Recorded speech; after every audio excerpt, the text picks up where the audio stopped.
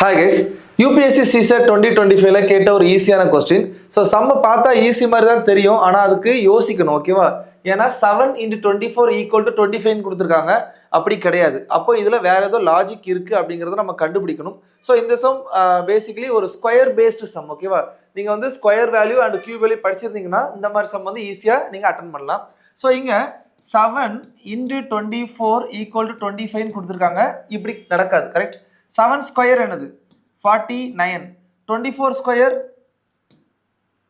16 4 576.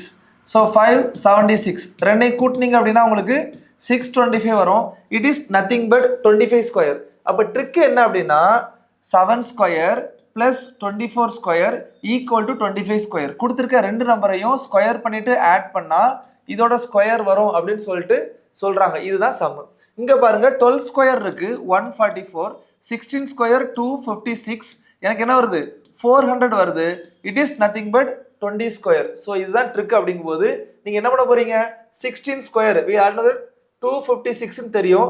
63 square அப்படின்னா 3969 வரும். இதை கூட்டினீங்க அப்படின்னா 5 2 2 4. ஸோ 4225 அப்படிங்கிறது கிடைக்கும். ஓகேவா? இப்போ இதுக்கு நான் ஸ்கொயர் ரூட் எடுக்கணும். இப்போ உங்களுக்கு ஸ்கொயர் ரூட் தெரிஞ்சிருக்கணும். அது தெரியாட்டாலும் பரவாயில்ல. 5 அப்படின்னு முடியுது அப்படின்னா ஸ்கொயர் ரூட் எடுத்தாலும் 5 தான் முடியும். ஆன்சர் 65.